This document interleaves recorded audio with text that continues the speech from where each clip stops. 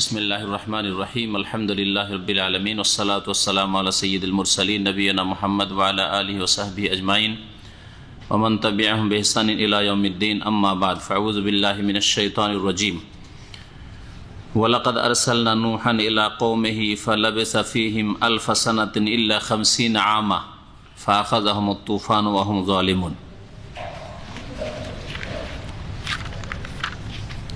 আল্লাহ পাক রব্বুল আলমিনের সমস্ত প্রশংসা যে আল্লাহ পাক রব্বুল আলমিন প্রত্যেক যুগে আম্বিয়া এবং রসুলগণ পাঠিয়েছেন এবং তাদের মাধ্যমে আল্লাহ পাক মানুষকে সঠিক পথ দেখিয়েছেন, ভুল পথ থেকে সতর্ক করেছেন। আম্বিয়া রসুলগণের সিলসিলা শেষ হয়েছে শেষ নবী মুহাম্মদ সাল্লাল্লাহু আলাইহি সাল্লামের মাধ্যমে। তারপরে আল্লাহ পাক এই দায়িত্ব দিয়েছেন এ উম্মতের যারা জ্ঞানী ব্যক্তি, যাদেরকে আল্লাহ পাক কোরআন এবং হাদিসের জ্ঞান দিয়েছেন, তারা যাতে করে রাসূলুল্লাহ সাল্লাল্লাহু আলাইহি ওয়াসাল্লাম নিয়ে আসা দাওয়াত, তৌহিদ এবং সুন্নাত, কোরআন এবং হাদিসের কথা, ওয়াহির কথা মানব জাতি পর্যন্ত ঠিকভাবে পৌঁছে দেয়। আর এইভাবে তারা যেন রাসূলুল্লাহ সাল্লাল্লাহু আলাইহি ওয়াসাল্লামের এই অর্পিত দায়িত্ব ঠিকভাবে আদায় করতে পারে। সালাত এবং সালাম নাযিল প্রিয় নবী সাল্লাল্লাহু আলাইহি ওয়াসাল্লামের উপর, যিনি শেষ নবী, খাতামুন নবীন, সৈয়দুল মুরসালিন, এবং যার উম্মতের উলামায়ে কিরামদেরকে, কোরআন সুন্নাহর জ্ঞানীদেরকে আল্লাহ পাক দায়িত্ব দিয়েছেন যে তারা মানব জাতি পর্যন্ত দ্বীনের দাওয়াত পৌঁছাবে। আমাদের তাফসীর হবে সূরা আল আনকাবুতের এই দ্বিতীয় পর্ব, আয়াত নম্বর 14 থেকে, যেখানে আল্লাহ পাক প্রাচীন যুগে সর্বপ্রথম রাসূল আদম আলাইহিস সালামের পরে দীর্ঘদিন ধরে মানব জাতির মধ্যে যেহেতু শিরক কুফরি ছিল না, যুগ যুগ ধরে তারা আল্লাহ পাকের তৌহিদকে প্রতিষ্ঠা করত, আল্লাহর একত্ব তাদের মধ্যে ছিল, ওয়াহদানিয়াত ছিল, মানুষ শিরকে জানত না। কিন্তু নূহ আলাইহিস সালামের পূর্ব যুগেই এ শিরকের সূচনা হয়, যখন পৃথিবীতে শিরক, মূর্তি পূজা, ব্যক্তি পূজা, নেক লোকদের পূজা এসব যখন শুরু হয়, সলেহীন ওলিয়া উলিয়ার পূজা যখন শুরু হয়, তখন আল্লাহ পাক রব্বুল আলমিন রসুল পাঠান নূহ আলাইহিস সালামকে, এবং তাকে আল্লাহ পাক দীর্ঘ সময় দিয়েছেন। এই বিষয়টিকে এখানে আল্লাহ পাক এই আয়াতে উল্লেখ করেছেন, ওয়ালাকাদ আরসালনা নূহান ইলা কওমিহি, আর নিঃসন্দেহে আমি আল্লাহ রসুল করে পাঠিয়েছি নূহ আলাইহিস সালামকে। আরসালনা নূহান, নূহ আলাইহিস সালামকে আমি প্রেরণ করেছি রসুল করে ইলা কওমিহি, তার জাতির উদ্দেশ্যে।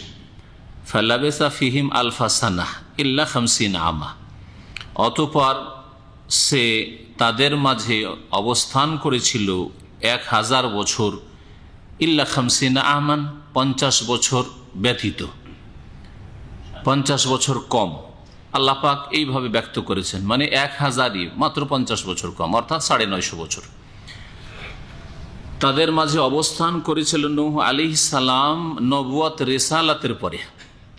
এমনি শুধু জন্ম নিয়ে নয়, জন্মের পরে যতদিন নবুয়ত পাননি সেটা তো ছিল। যেমন তাফসীর কারগণ বলেছেন 40 বছর বয়সে নবী হয়েছেন, তাহলে এদিকে 40 বছর আরও যোগ করেন। 40 বছর বয়সে নবী হওয়ার পরে 950 বছর তাদের মাঝে অবস্থান করেছেন। তারপরে জাতি থেকে যখন নিরাশ হয়ে গেছেন, অল্প কিছু লোকই ঈমান নিয়েছিল, অধিকাংশ লোক কুফরি করেছিল, শিরকের ওপরই অটল থেকেছিল। আল্লাহ পাক মহাপ্লাবন দিয়ে তাদেরকে ডুবিয়ে ধ্বংস করলেন। তারপরে তিনি বেশ কিছুদিন ছিলেন, যে সম্পর্কে অনেক তাফসীর কারগণ বলেছেন যে সেটা ছিল 60 বছর, আল্লাহু আলাম। তাহলে 60, 40, 100 হয়, আর 950 কত হয়ে যাবে? তাহলে 1050 বছর তার বয়স ছিল। আল্লাহ পাক বলছেন ফালাবিসা ফিহিম আলফা সানাতিন ইল্লা 50 আমান, অতঃপর নূহ আলাইহিস সালাম তাদের মাঝে অবস্থান করেছিল 1000 বছর, ইল্লা 50 আমান, 50 কম। আল্লাহ যে ভাষায় বলেছেন ওই ভাষায় আমি অনুবাদ করলাম, 50 কম 1000 বছর নূহ আলাইহিস সালাম অবস্থান করেছিলেন জাতির মাঝে। ফাআখাযাহুমুত তুফান, কিন্তু তারা যখন অমান্য করেছিল, তাদের অধিকাংশরা কুফরি করেছিল, শিরকে লিপ্ত থেকেছিল, তাদেরকে মহাপ্লাবনে পাকড়াও করেছিল আল্লাহ পাকের আযাব। ওয়াহুম জালেমুন, এই জন্য পাকড়াও করেছিল যে তারা জালেম ছিল। ওয়াহুম জালেমুন, কারণ তারা জুলম করেছিল। আর সবচাইতে বড় জুলম হচ্ছে শিরক। এই শিরকের জুলমও ছিল। আল্লাহ পাকের আদেশ নিষেধ অমান্য করা, অবাধ্যতা, ইবাদত বন্দেগী না করারও জুলম ছিল। আর যখন মানুষ শিরক কুফরিতে লিপ্ত হয়, আল্লাহ পরকালকে ভুলে যায়, তখন মানুষের উপরে জুলম করতে পারে। তাহলে এই তৃতীয় জুলমও ছিল। সব রকমের জুলম তাদের মধ্যে ছিল। একমাত্র মানুষকে সত্যিকার অর্থে সৎ জীবন দান করতে পারে তৌহিদ, আল্লাহর একত্ব, আল্লাহর প্রতি বিশ্বাস, আল্লাহর সামনে জবাবদেহি করতে হবে, এই চিন্তা, এই ঈমান, পরকাল মুখী হওয়া, আমি স্বাধীন নই, আমার প্রত্যেকটা কথা কাজের, প্রত্যেকটা সিদ্ধান্তের, প্রত্যেকটা আমার আচরণের রেকর্ড হচ্ছে এবং তার হিসাব হবে। এটা আসলে মানুষকে সংশোধনের জীবন দান করতে পারে, নেক জীবন দান করতে পারে। যখন মানুষ মুশরিক হয়ে যায়, অবাধ্য হয়ে যায়, তখন আল্লাহর হক নষ্ট করেছে, তৌহিদ নষ্ট করেছে, বড় জুলম করে, ইন্না শিরকা লা যুলমুন আযীম, আল্লাহ পাকের ইবাদত বন্দেগীর হক নষ্ট করেছে, মানুষের হক নষ্ট করেছে। আর যদি কোথাও দেখতে পান যে মুশরিক বা নাস্তিক, বেদিন, বেনামাজি কিছু ভালো কাজ করছে, এগুলি লোক দেখানো, সাময়িক, এগুলি টেম্পোরারি, এর কোনো স্থায়িত্ব নেই। সুবিধা পেলেই যে কোনো রকমের জুলম অত্যাচার করে ফেলবে। কারণ তাকে যে ধরা হবে, তাকে জবাবদেহি করতে হবে, কারো সামনে তাকে দাঁড়াতে হবে, শাস্তি পেতে হবে অন্যায় করলে, এই ভয় তো নেই। সুতরাং তাকে কে বাধা দেবে পাপ থেকে? সুযোগ পেলেই পাপ করে ফেলবে।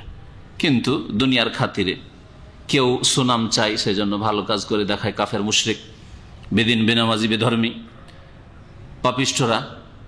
আর না হলে মানবতা আছে একটা, মানুষ, আমিও মানুষ, সেও মানুষ, এটা কতদিন চলে? এর বেশি কিছু না, আমিও মানুষ, সেও মানুষ। কিন্তু যখন দুনিয়ার স্বার্থ বড় হয়ে দেখা যায়, তখন ওটা আর মনে থাকে না, হ্যাঁ মানুষই নয়, তো মানুষকে অস্বীকার করছে, মানুষ। যেমন এক শ্রেণী জালেমরা কিছুদিন পূর্বে বলল যে যেসব মুসলিম বন্দীরা আছে তাদের সম্পর্কে যে এরা মানুষ নয়, মানবাধিকার তারাই করে। আর যখন তাদেরকে বলা হলো যে এদের সাথে এই রকমের জুলম অত্যাচার কেন, তখন এই জালেমরা বলল যে এরা তো মানুষই না। চিন্তা করেন। কিন্তু আল্লাহ পরকালে যদি বিশ্বাস হইতো, আর পরকালে জবাবদেহি করতে হবে প্রত্যেকটা কথার, কাজের, সিদ্ধান্তের, আচরণের, জুলম অত্যাচারে, তাহলে কখনো এই কথা বেরোতে না মুখ দিয়ে। মানুষকে বলবে এরা মানুষ না। তো আল্লাহ পাক রব্বুল আলামিন বলছেন যে এরা যেহেতু জালেম ছিল, সেই জন্য তাদেরকে আল্লাহ পাকের এই মহাপ্লাবনের আযাব পাকড়াও করেছিল। আল্লাহ পাক রব্বুল আলামিন তারপর ইরশাদ করেছেন, ফাআনজাইনাহু ওয়া আসহাবাস সাফিনা। তো আল্লাহ পাক নূহ আলাইহিস সালাম সম্পর্কে বলছেন যে নূহ আলাইহিস সালাম দাওয়াত দিলেন 950 বছর।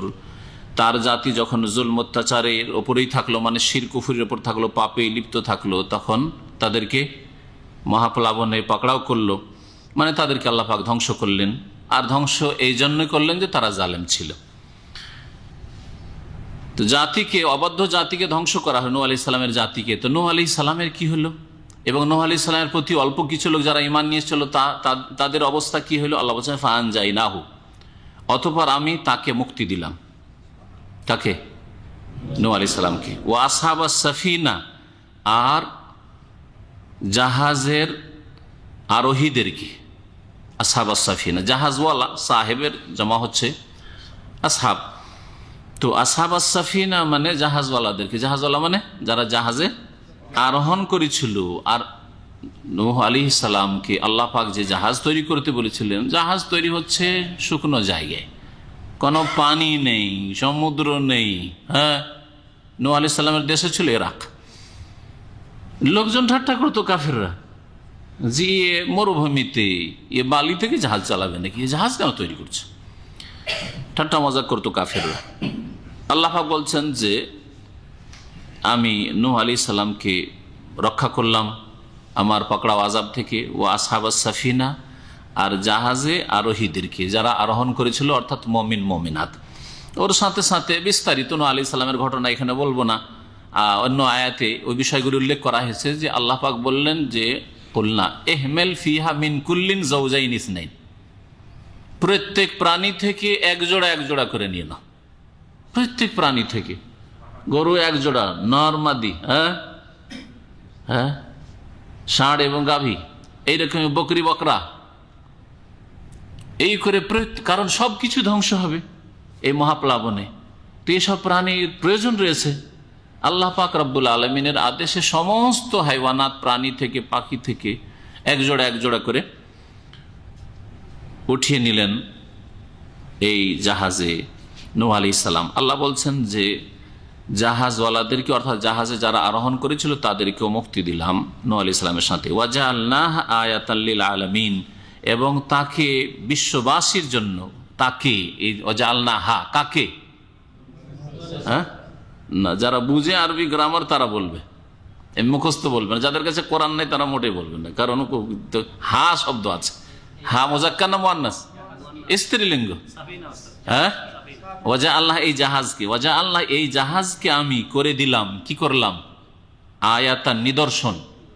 নিদর্শন আল্লাহকে চেনার উপায়, হচ্ছে আয়াত, নিদর্শন। লিল আলামিন, বিশ্ববাসীর জন্য। তো বিশ্বজাহানের মানুষের জন্য এই জাহাজটি, নূহ আলাইহিস সালামের জাহাজটি কি ছিল? নিদর্শন ছিল, আল্লাহকে চেনার উপায় ছিল। বিশ্ববাসীর জন্য কিয়ামত পর্যন্ত, না ওই যুগে শুধু? এখন প্রশ্ন হয় কিয়ামত পর্যন্ত। বিশ্ববাসী বলা হয়েছে, বিশ্ববাসী মানে কিয়ামত পর্যন্ত যত বিশ্ববাসী এসেছে আর আসবে, আর তখন যারা ছিল সবার জন্য, তাই না? নিদর্শন। তো নূহ আলাইহিস সালামের এই জাহাজকে আল্লাহ পাক নিদর্শন করে দিলেন, এর অর্থ কি বা এর তাফসির কি? অর্থ মানে তেমনি যেটা তর্জমা, কিন্তু এর ব্যাখ্যা কি?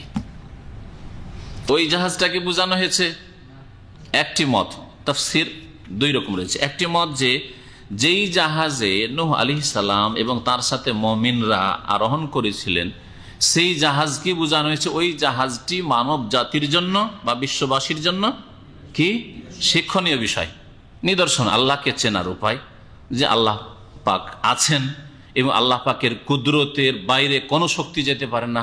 আল্লাহ ইচ্ছা করলে যে কোনো সীমা লঙ্ঘনকারীকে যে কোনোভাবে পাকড়াও করতে পারেন, আল্লাহর হাত ছাড়া হইতে পারে না কেউ, ঠিক না? এসব শিক্ষণীয় বিষয়, আয়াত, নিদর্শন। তো এই জাহাজটি নিদর্শন কি করে মানব জাতির জন্য বা জিনদের জন্য, আল্লাহ পাকের সৃষ্টির জন্য। একদল তাফসীরকার বলছেন যে এই জাহাজটি কোথায় গিয়ে লেগেছিল বলতে পারেন? ওয়াস্তাওয়াত আলাল জুদি। আল্লাহ কোরআনে কারীমে এক আয়াতে বলেছেন যে এই জলজাহাজ চলতে চলতে চলতে গিয়ে কোথায় লাগলো? জুদি নামক পাহাড়ে গিয়ে লেগে গেল, যেটা বর্তমান তুরস্কে আছে। তো এই জাহাজ দীর্ঘদিন ধরে নূহ আলাইহিস সালামের পরে ছিল, দীর্ঘদিন ধরে ছিল। তো অনেক কাল ধরে ছিল, কত মানুষ এসছে, কত নবীরা এসছে, নবীর উম্মতেরা দেখেছে, সৎ লোক দেখেছে, অসৎ লোক দেখেছে। শিক্ষার বিষয় ছিল না? ছিল না। এই জাহাজ, যেই জাহাজে আল্লাহ পাক মুমিনদেরকে নাজাত দিয়েছেন, নূহ আলাইহিস সালামকে নাজাত দিয়েছেন, আর যারা ঈমান নিয়ে আসেনি, জাহাজেও চাপেননি, তাদেরকে আল্লাহ পাক ধ্বংস করেছেন। এমনকি নূহ আলাইহিস সালামের ছেলেও বাঁচতে পারেনি। শিক্ষার বিষয় কি নয়? শিক্ষার বিষয়, আয়াত, নিদর্শন। তাহলে ওই জাহাজটিকে বোঝানো হয়েছে একটা তাফসীর। আর একদল তাফসীরকার বলছেন যে না, ওই জাহাজকে বোঝানো হয়নি, কারণ কিয়ামত পর্যন্ত বিশ্ববাসীর জন্য নিদর্শন বলা হয়েছে। তাহলে ওই ধরনের জাহাজ, ধরন বোঝা হয়েছে, ওই রকমকে বোঝানো হয়েছে। আর কোরআনে কারীমের বাকভঙ্গিমাতে এইরকম একাধিক জায়গায় বলা হয়েছে, একাধিক জায়গায় বলা হয়েছে।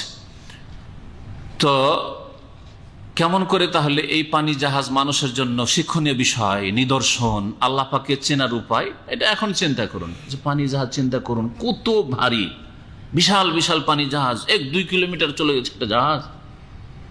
আর তার উপর কত বোঝায়। ফেরিগুলি তো দেখেছেন, বড় বড় পানি জাহাজ না দেখলেও বাংলাদেশের মানুষ ফেরি দেখেছেন, তাই না? ফেরিতে আমিও চড়েছি।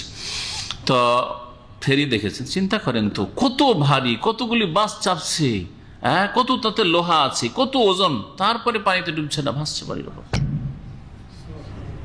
মানুষ এর দ্বারা কত যে উপকৃত হচ্ছে। আজকে পৃথিবীতে যদি এই পানিপথে যদি মাল সামান এক দেশ থেকে এক জায়গাতে আরেক জায়গায় পৌঁছানোর ব্যবস্থা না থাকতো, তাহলে অনেক দেশের মানুষ অনাহারে মরে যেত, অনেক দেশের গাড়ি অচল হয়ে যেত, হ্যাঁ ঠিক না, চলাফেরা বন্ধ হয়ে যেত।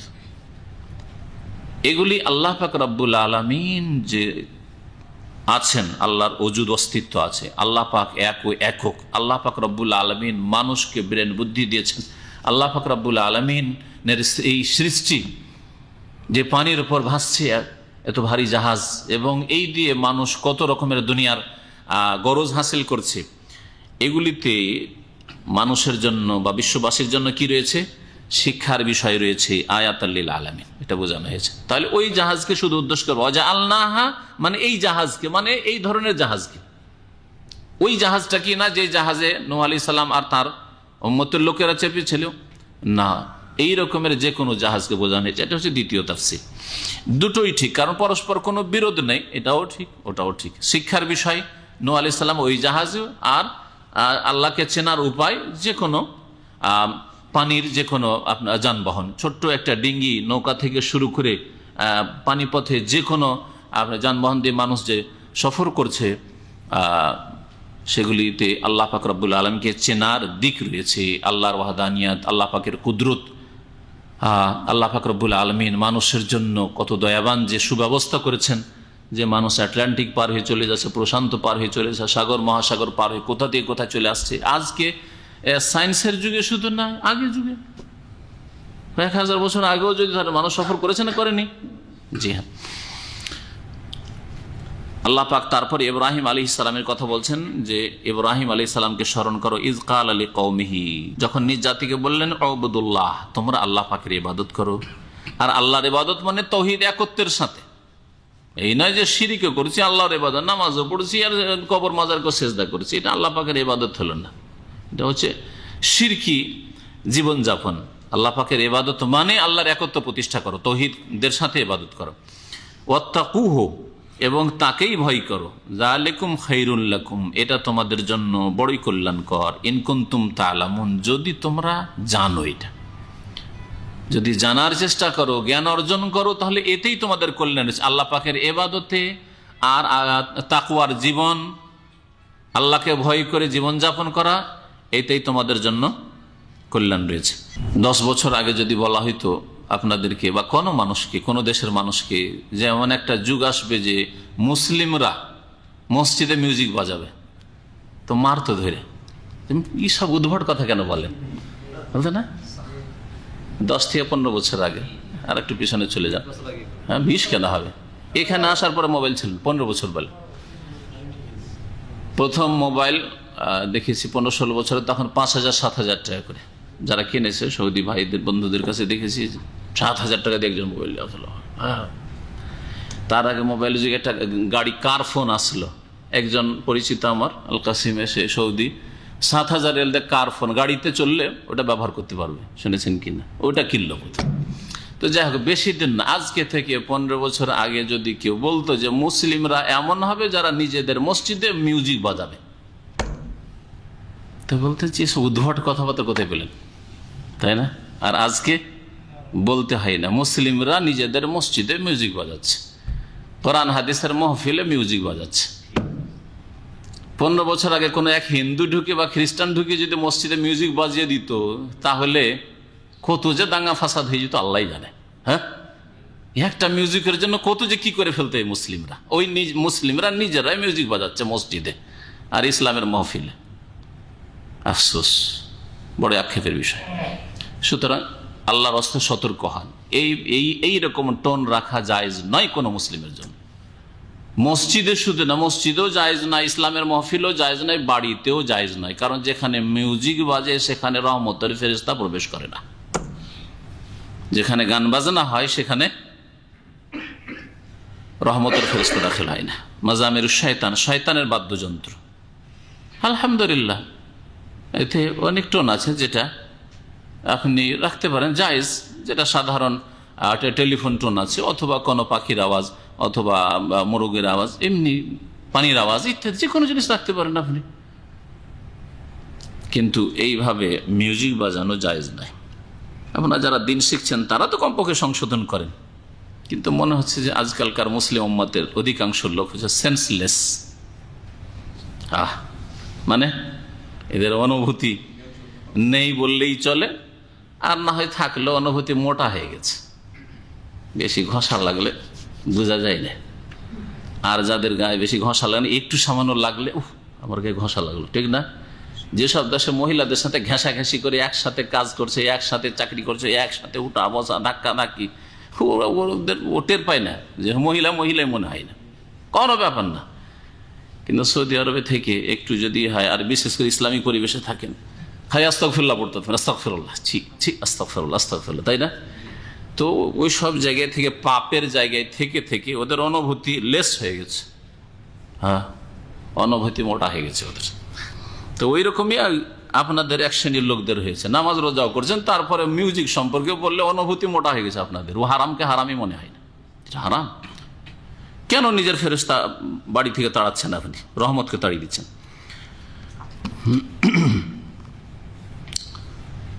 আল্লাহ পাক ইরশাদ করছে, ইন্নামা তা'বুদুনা মিন দুনিল্লাহি আওসানা ওয়া তাখলুকুনা ইফকা। এই আয়াত থেকে শুরু করে সামনে এই কয়েক আয়াতে যে শিরক সম্পর্কে আরো কিছু উপদেশমূলক কথা আছে, এগুলি আল্লাহ পাকের কথা, আল্লাহ পাকের বাণী, যে আল্লাহ পাক নিজে বলছেন। আল্লাহর বাণী তো কোরআনে কারীম আছে সেই জন্য, কিন্তু এগুলি কথা কি ইব্রাহিম আলাইহিস সালামের বক্তব্যের অন্তর্ভুক্ত? কারণ আলোচনা চলছে ইব্রাহিম আলাইহিস সালাম সম্পর্কে, তাই না? তো ইব্রাহিমের বক্তব্য আল্লাহ নকল করছেন, নাকি এখানে ইব্রাহিমের কথা স্টপ বন্ধ হয়ে যাওয়ার পরে আল্লাহ পাক নিজে বলছেন এই কথাগুলি? দুটি মত আছে তাফসীরকারদের। যদি ইব্রাহিম আলাইহিস সালামের কথা নেন, তাহলে ইব্রাহিম আলাইহিস সালাম জাতিকে বললেন আল্লাহর ইবাদত করো, আল্লাহকে ভয় করো, এটা তোমাদের জন্য কল্যাণকর, তোমরা যদি জ্ঞানী হও, জ্ঞানীর পরিচয় দাও। তারপরে ইন্নামা তা'বুদুনা মিন দুনিল্লাহ, তোমরা আল্লাহকে বাদ দিয়ে যেসবের পূজা করছো, এটা কার কথা? ইব্রাহিম আলাইহিস সালাম যেন তার জাতিকে এই কথাটা বলেছিলেন, হ্যাঁ, যে তোমরা আল্লাহকে বাদে যেসবের পূজা করছো, আওসান, এগুলি হচ্ছে প্রতিমা। ওয়াসনের বহু বচন হচ্ছে আওসান, এগুলি হচ্ছে প্রতিমা। ওয়াসান আরো ব্যাপক, সানাম আর আসনাম। সানাম মানে প্রতিমা বা পুতুল, আসনাম। ইব্রাহিম আলাইহিস সালামের ঘটনায় আসনাম বলা হয়েছে, ওয়াজনুবনি ওয়া বানিয়া না'বুদাল আসনাম, আল্লাহ আমাকে আর আমার সন্তানদেরকে মূর্তি পূজা থেকে, পুতুল প্রতিমা পূজা থেকে রক্ষা করিও, বাঁচিয়ে রাখিও। আসনাম ওখানে বলেছেন, আর এখানে আওসানা বলা আছে। ওয়াসান সে কোনো দৃশ্য বস্তুর, ধরেন মানুষের প্রতিমূর্তি তৈরি করে, পুতুল তৈরি করে পূজা হোক, প্রতিমা তৈরি করে পূজা হোক, বা অন্য কিছুর পূজা হোক,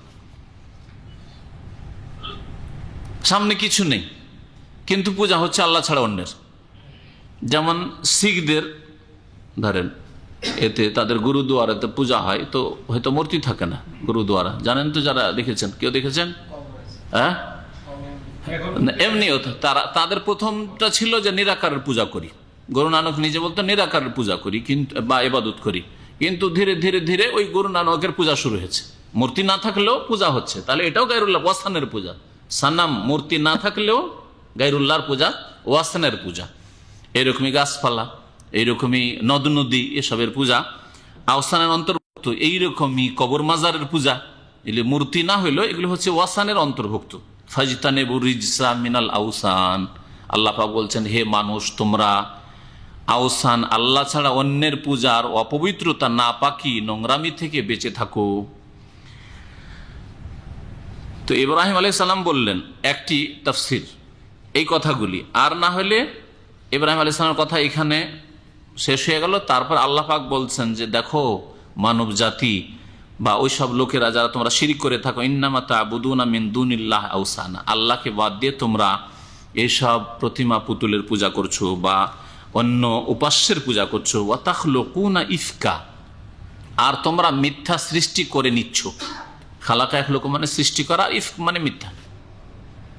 আয়েশা রাদিয়াল্লাহু তাআলা আনহার উপর যে মিথ্যা অপবাদ দিয়েছিল মুনাফিকরা, ওখানে আল্লাহ বলছেন সূরা নূরে, ইন্নাল্লাযিনা জাউ বিল ইফকি, যেসব মুনাফিকরা এই মিথ্যা রচনা করে নিয়ে এসছে, মিথ্যা ঘটনা সাজিয়ে নিয়ে এসছে, যেরকম হয়েছে। ওয়া তাখলুকুনা ইফকা, তোমরা মিথ্যা সৃষ্টি করেছো। মিথ্যা সৃষ্টি করা বলতে কি বোঝানো হয়েছে এখানে? একটা হচ্ছে যে আল্লাহ ছাড়া অন্যের ইবাদত বা অন্যের উপাসনা, এটা হচ্ছে মানুষের রচিত মিথ্যা। তাহলে শিরকের যতগুলি ধর্ম আছে, বহুত্ববাদ যত আছে, এইরকম ইজম যতগুলি মতবাদ আছে, ইজম, হ্যাঁ, বা বাদ, বাংলাতে বাদ, সমাজবাদ, আর কি বাদ বলেন, হ্যাঁ, জাতীয়তাবাদ, মাওবাদ, যতগুলি বলেন আর কি। তো বাদ যতগুলি মার্ক্সবাদ যতগুলি বাদ আছে বা ইংরেজিতে ইজম আছে, সবগুলি হচ্ছে তাখলুকুনা ইফকান, মিথ্যা রচনা। এগুলি মানুষ মিথ্যা রচনা করেছে, এগুলি আল্লাহ প্রদত্ত কখন নাই। শিরকের ধর্ম, বহুত্বের ধর্ম আল্লাহ পাক কখনো দেননি, না আদম আলাইহিস সালামের যুগে, না নূহ আলাইহিস সালামের যুগে, না ইব্রাহিম মুসা আলাইহিস সালামের যুগে, না ঈসার যুগে, হ্যাঁ কারো যুগে নাই। তাখলুকুনা ইফকান, তাহলে তোমরা এই যে ধর্মগুলি বা রচনা করেছো বহুত্বের শিরকের, সেগুলি হচ্ছে তোমাদের মিথ্যা সৃষ্টি, মিথ্যা রচনা, এটা বোঝানো হয়েছে। আর আরেকটা তাফসীর হচ্ছে তাখলুকুনা মানে গড়া।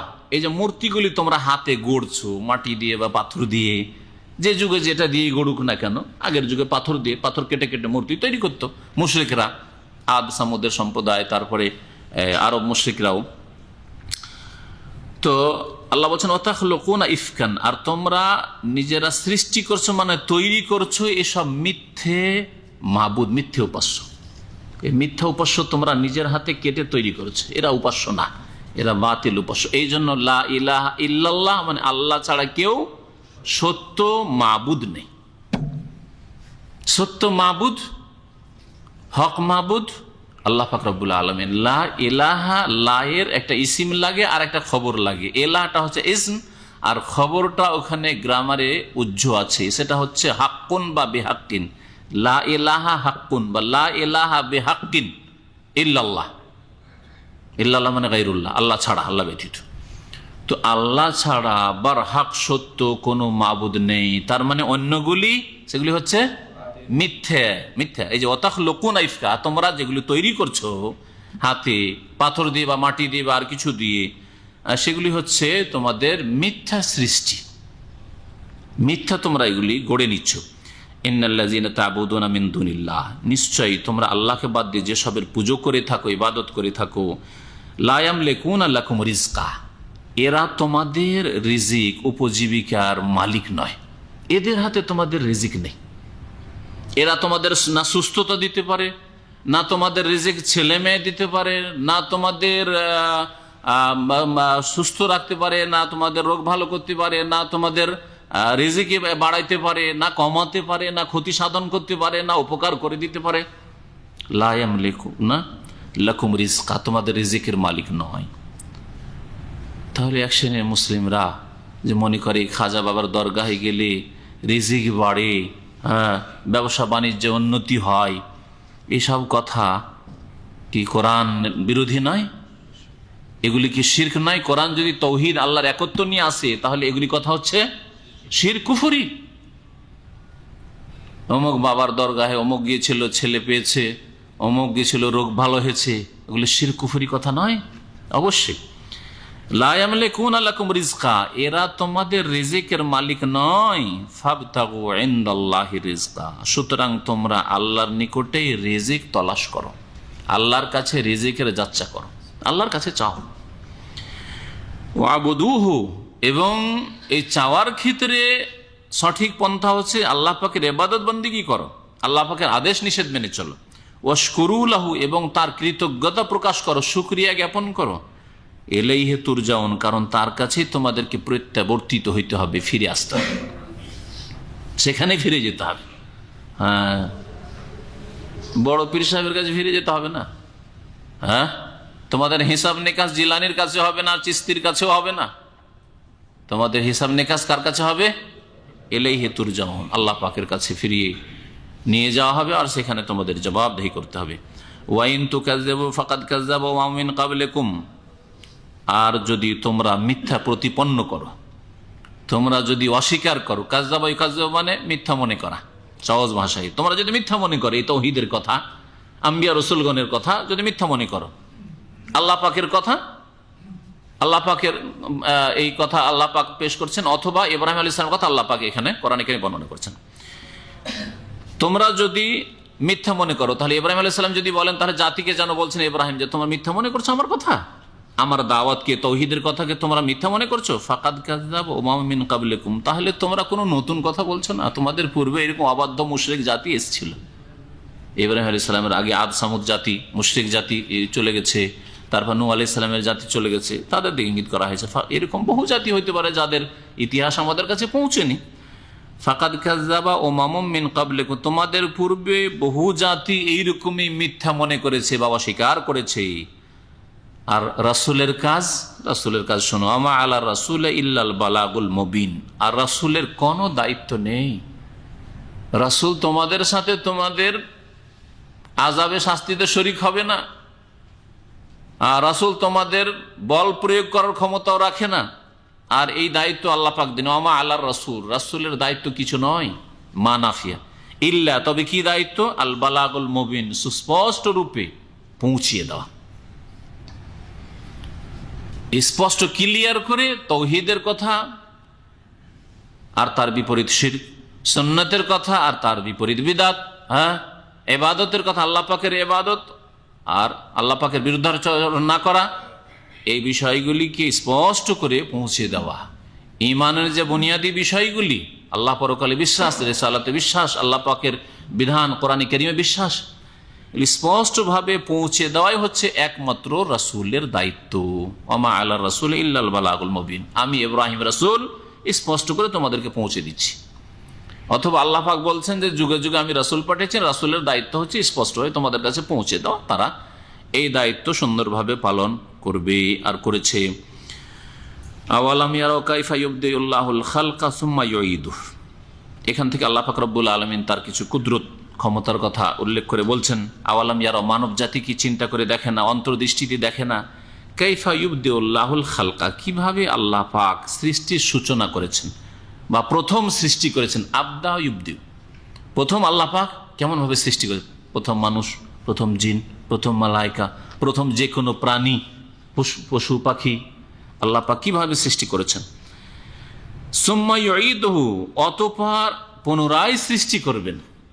সুম্মা ইউঈদুহু, আবার ফিরিয়ে, আদা ইউঈদু মানে ফিরিয়ে আনবেন, আবার ফিরিয়ে নিয়ে আসবেন, মরে যাওয়ার পরে আবার আল্লাহ পাক ফিরিয়ে নিয়ে আসবেন, কিয়ামতের মাঠে হাজির করবেন আল্লাহ পাক। সুম্মা ইউঈদুহু, এটাই হচ্ছে একজন মুমিন বিশ্বাসীর ঈমান, যে আল্লাহ পাক আমাদেরকে এই কর্মক্ষেত্রে সৃষ্টি করেছেন, আমাদের মত হবে, তারপরে দীর্ঘকাল পরে বা কিছুকাল পরে, কারোর জন্য দীর্ঘকাল, কারোর জন্য কিছুকাল, যারা কিয়ামতের কাছাকাছি মরবে কিছুকাল পরে আল্লাহ পাক পুনরায় উঠাবেন। সুম্মা ইউঈদুহু, মিনহা খালাকনাকুম, মাটি দিয়ে তোমাদেরকে সৃষ্টি করেছি, ওয়া ফিহা নুঈদুকুম, আর এই মাটিতেই তোমাদেরকে ফিরিয়ে দেব, মানে তোমাদের মরণ হবে আর মাটিতে মিশে যাবে। ওয়া মিনহা নুখরিজুকুম, আর এই মাটি থেকে তোমাদেরকে বের করে নিয়ে আসবো তারাতান উখরা, পুনরায়। আল্লাহ পাক বলছেন যে আল্লাহ পাক মানুষকে প্রথমবার সৃষ্টি করেছেন বা সৃষ্টি জগৎকে, অতঃপর আল্লাহ ফিরিয়ে নিয়ে আসবে। বিশেষ করে যেই সৃষ্টিকে আল্লাহ পাক শরীয়তের দায়িত্ব দিয়েছেন তা হচ্ছে মানুষ এবং জিন, পুনরায় আল্লাহ পাক তাদেরকে উঠাবেন। এমনকি বলতে পারেন যে পশু প্রাণী সম্পর্কেও হাদিস রয়েছে যে কিয়ামতের দিনে তাদেরকেও জীবিত করা হবে, তাদের কেসাসের জন্য। এক শক্তিশালী পশু যদি দুর্বল পশুর উপর জুলম অত্যাচার করে থাকে, তাহলে সেখানে কেসাস হবে। তো পশু প্রাণী পাখির মধ্যে যদি কেসাস হয়, বদলা হয় কিয়ামতের দিন, তো মানুষকে জিনকে আল্লাহ ছেড়ে দেবেন, যাদেরকে এত বিচক্ষণ করেছে, এত বিদ্যা বুদ্ধি দিয়েছেন, কখনো ছাড়বেন না। বদলা সেই দিন দিতে হবে, আর সেই দিন বদলায় টাকা পয়সা থাকবে না, সুতরাং নেকি দিয়ে পরিশোধ করতে হবে। নেকি যখন শেষ হয়ে যাবে তখন গুনাহ অন্যের কাঁধে নিতে হবে, যাদের উপর জুলম অত্যাচার করেছেন বা করবেন। নবী করিম সাল্লাল্লাহু আলাইহি ওয়াসাল্লামের সহিহ বুখারীতে হাদিস রয়েছে যে কিয়ামতের দিনে কিসাস হবে। এমনকি শিংওয়ালা বকরি, ছাগল, যে বিনা শিংওয়ালাকে শিং দিয়ে মেরেছে, তো যেই বকরি ছাগলের শিং ছিল না তাকে আল্লাহ শিং দিবেন, বলে যে তোমাকে মেরেছে, গুতা মেরেছে, তুমি মারো, তুমি প্রতিশোধ নাও। লা ইউকাদু মিনাশ শাতিল জালহা লিশাতিল কারনা, নবী করিম সাল্লাল্লাহু আলাইহি ওয়াসাল্লাম বলছেন। কারণ মানে সিং, তো শিংওয়ালা বকরি দুনিয়াতে মেরেছে, জুলম করেছে, আর যার শিং ছিল না তাকে আল্লাহ শিং দিয়ে বলবেন যে এখন তুমি মারো, যেমন করে তোমাকে মেরেছে। আল্লাহ পাক বলছেন ইন্না যালিকা আলাল্লাহি ইয়াসির, প্রথমবার সৃষ্টি করা আর পুনরায় সৃষ্টি করা, ওঠানো আর হিসাব নেওয়া, এগুলি আল্লাহর জন্য বড় সহজ। কুল সিরু ফিল আরদ, হে নবী তুমি জানিয়ে দাও পৃথিবীতে, সিরু ফিল আরদ, তোমরা ভ্রমণ করো, ফানজুরু, আর তোমরা চিন্তা করে দেখো, কাইফা বাদা আল খালকা, কেমন ভাবে আল্লাহ পাক প্রথমবার সৃষ্টি করেছেন বা সৃষ্টির সূচনা করেছেন। সুম্মা আল্লাহু ইউনশিউ নাশআতাল আখিরা, অতঃপর আল্লাহ পাক শেষবারও সৃষ্টি করবেন। পৃথিবীতে ঘুরেন আর দেখেন এক একটা দৃশ্য, এক একটা পাহাড়, এক একটা জঙ্গল, এক একটা গাছ, আর এক একটা মাছ, সুবহানাল্লাহ। হ্যাঁ, এক একটা প্রাণী যে কেমন ভাবে আল্লাহ পাক সৃষ্টি করেছেন। সৃষ্টি করলে ডানে বামে যেখানে ঘুরেন আপনি এই দৃষ্টিভঙ্গি নিয়ে দেখেন যে আল্লাহ পাক কিভাবে সৃষ্টি করেছেন, সুবহানাল্লাহ। মানুষকে দেখেন, শুধু সারা পৃথিবীর মানুষ এতদিন ধরে দেখলেন, 50-60 বছর ধরে দেখে আসছেন, কারো চেহারার সাথে কারো মিল হয় না, সুবহানাল্লাহ। কেমন করে আল্লাহ পাক প্রথমবার, কাইফা বাদাল খালকা, প্রথমবার আল্লাহ পাক কেমন করে সৃষ্টি করেছেন। আওয়াজও একরকম হয়ে যায় না, সামান্য পার্থক্য অবশ্যই পাবেন। যমজ হইলেও, ভাই ভাই হইলো, ভাই বোন হইলেও পার্থক্য আছে না নেই? সুবহানাল্লাহ। চেহারাতেও পার্থক্য, কথাতে পার্থক্য। যদি একই রকম হয়ে যেত তো আমাদের কত যে সমস্যা দাঁড়াতো আল্লাহ পাক জানে, তাই না? অতঃপর আল্লাহ পাক শেষবারও সৃষ্টি করবে। আর নাশআ মানে সৃষ্টি, আর আখিরা মানে শেষবার আল্লাহ পাক সৃষ্টি করবেন, মানে কিয়ামতের দিনে আল্লাহ পাক যখন উঠাবেন মাটি থেকে, কবর থেকে আল্লাহ পাক সৃষ্টি করবেন। ইন্নাল্লাহ আলা কুল্লি শাইইন কাদির, সে আল্লাহ পাক সবকিছুর উপর ক্ষমতাবান। আল্লাহ পাক কিয়ামতের দিনে কি করবেন? ইউআযিবু মান ইয়াশা, যাকে ইচ্ছা আল্লাহ পাক শাস্তি দেবেন পাপের জন্য। ওয়া ইয়ারহামু মান ইয়াশা, আর যার উপর আল্লাহ পাক চাইবেন রহম করবেন, দয়া করবেন। ওয়া ইলাইহি তুকলাবুন, আর তার কাছেই তোমাদেরকে ফিরে আসতে হবে। দুনিয়াতে আল্লাহ পাক রব্বুল আলামিন যাকে ইচ্ছা আল্লাহ পাক শাস্তি দেন, আর যাকে ইচ্ছা আল্লাহ পাক রব্বুল আলামিন দয়া করে ছেড়ে দেন। ছেড়ে দেন, তার ভুল আছে কিন্তু ছেড়ে দেওয়ার যোগ্য, হয়তো ক্ষমা যোগ্য, আল্লাহ পাক ছেড়ে দেন। মুমিন মুসলিমদের জীবনে বহু ভুলের ক্ষেত্রে আল্লাহ পাক ছেড়ে দিচ্ছেন, এমনকি মাফি করে দিচ্ছেন। হয়তো দুনিয়া তো আযাব দিলেন না, আখিরাতে তো আল্লাহ পাক আযাব দিলেন না, মাফ করে দেবেন। আর অন্তরের সততা হয়তো ছিল, কিছু নেক আমল ছিল, যার ফলে অনেক গুনাহ করলেও আমরা গুনাহগার অনেক সময় আল্লাহর কাছে শুধু ছাড় দেন না যে পরে ধরবেন, ছেড়েও দেন আল্লাহ পাক রব্বুল আলামিন, ইয়ারহামু মান ইয়াশা। আর আল্লাহ পাক শাস্তি দেন দুনিয়াতে, অনেক ক্ষেত্রে দুনিয়াতে আল্লাহ কিছু শাস্তি পানিশমেন্ট দুনিয়া দিলেন। আল্লাহ পাক আপনার আমার কল্যাণ চান, সংশোধন করতে চান, এই জন্য দুনিয়াতে ধাক্কা খেলেন, টাকা পয়সার ক্ষয়ক্ষতি হলো, পারিবারিক কিছু ক্ষয়ক্ষতি হলো, জুলম অত্যাচারের শিকার হলেন, নির্যাতিত হলেন, আল্লাহ পাক এর মাধ্যমে গুনাহ খাতা মাফ করবে। ইয়াযিবু মান ইয়াশা, যাকে ইচ্ছা আল্লাহ পাক শাস্তি দিয়ে থাকে। আবার অনেক জালেম কাফেরকে আল্লাহ পাক রব্বুল আলামিন তার দয়াই ছাড় দেন, ছেড়ে দেন না।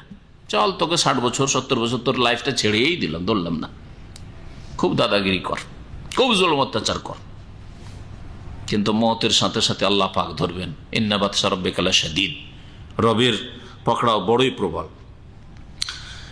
আল্লাহ পাক তাই ইরশাদ করছেন যে যাকে ইচ্ছা আল্লাহ পাক শাস্তি দিয়ে থাকেন, যার উপর ইচ্ছা আল্লাহ পাক রহম করে থাকেন, তার কাছে ফিরে আসতে হবে তোমাদেরকে। ওমা আনতুম বিমুজিজিনা ফিল আরদি ওয়ালা ফিস সামা, আর হে মানব জাতি, তোমরা পৃথিবীতে বা আকাশে আল্লাহকে মুজিজিন মানে কি বলতে পারেন? হারাতে পারবে না। আল্লাহকে কখনো হারাতে পারবে না। দুনিয়ার বড় বড় শক্তিকে হারিয়ে দিচ্ছেন, খুঁজেই পায় না।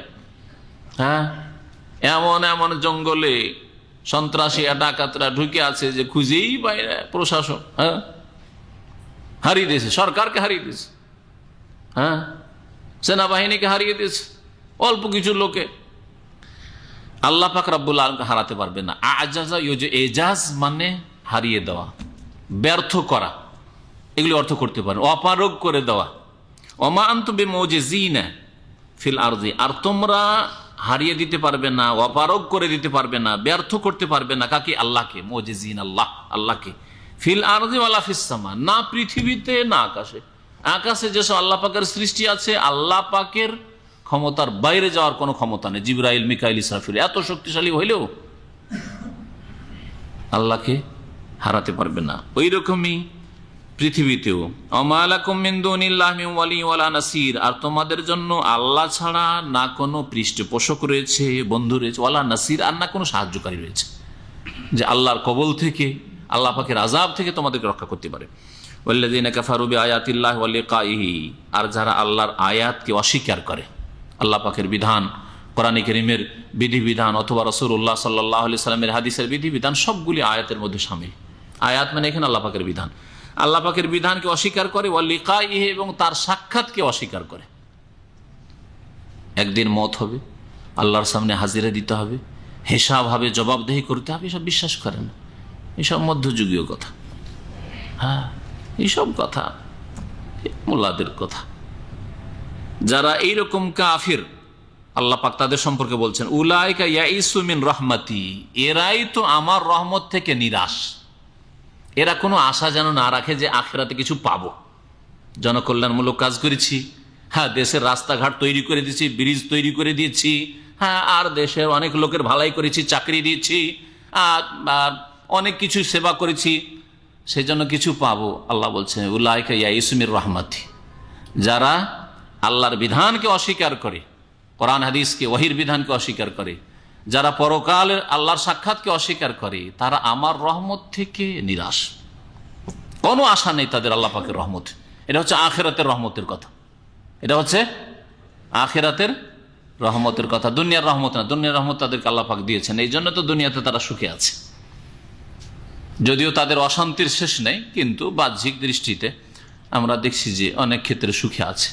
কি জন্য? আল্লাহ পাকের আর একটা বিধান দুনিয়ার ক্ষেত্রে, ওয়া রাহমাতি ওয়াসিআত কুল্লা শাই, আমার রহমত প্রত্যেকটি বস্তুকে শামিল। দুনিয়াতে আল্লাহ পাকের রহমত সবকিছুকে পরিব্যাপ্ত, সবকিছুকে শামিল রয়েছে, সবাইকে আল্লাহ পাক দিচ্ছেন দুনিয়ার রহমত। কিন্তু আখিরাতের রহমত মুমিনদের জন্য। আর যারা কাফারু বিআয়াতিল্লাহি ওয়া লিকাহি, তারা আল্লাহর এই রহমত, আখিরাতের রহমত থেকে নিরাশ। ওয়া উলাইকা লাহুম আযাবুন আলীম, এবং তাদের জন্য রয়েছে বড়ই যন্ত্রণাদায়ক শাস্তি। আযাবুন আলীম, আলাম মানে হচ্ছে ব্যথা, যন্ত্রণা। আলাম মানে আজকাল এখানে ব্যবহার হচ্ছে, তাই না? কোনো জায়গায় পেন হচ্ছে, পেনকে কি বলবেন? যে আরবি ডাক্তার হইলে আলাম, অর্ধেক আরবি অর্ধেক বাংলা দিয়ে কিছু লোক যে ডাক্তারকে বুঝায়।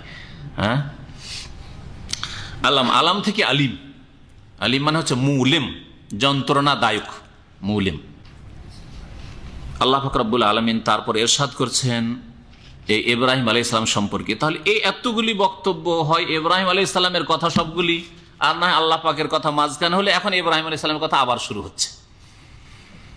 মাঝখানে অন্য কথা যদি আসে, ওটাকে আরবি গ্রামারে বলা হয় জুমলায় মুতারেজা। প্রথম আলোচনা চলছিল নামাজের, আর তারপর মধ্যখানে চলে আসলো হজের আলোচনা বা অন্য কোনো পারিবারিক প্রশ্ন উত্তর, আর তারপরে আবার ওই আলোচনা আমরা ফিরে আসলাম জুমলায় মুতারেজা মাঝখানে। তো এটাও হইতে পারে যে মধ্যখানে আল্লাহ পাকের কথা আল্লাহ পাক পেশ করার পরে এখন আবার ইব্রাহিম আলাইহিস সালামের কথা এখানে তুলে ধরেছেন। ফামা কানা জাওয়াবা কওমিহি ইল্লা আন ক্বালু উকতুলুহু আও হাররিকুহু। তো বলছেন আল্লাহ পাক রব্বুল আলামিন যে ইব্রাহিম আলাইহিস সালাম যখন তাওহীদের দাওয়াত দিলেন, আল্লাহর ইবাদত করো, আল্লাহকে ভয় করো, তাই না, এটাই তোমাদের জন্য কল্যাণকর হবে, তোমরা এই সব রচনা কেন করেছো, এই শিরক রচনা করেছো, এগুলো তোমাদের মন গড়া কাজ।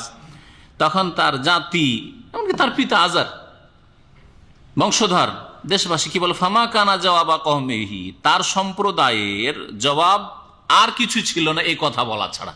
মানে এই একটাই কথা তাদের ছিল, কি?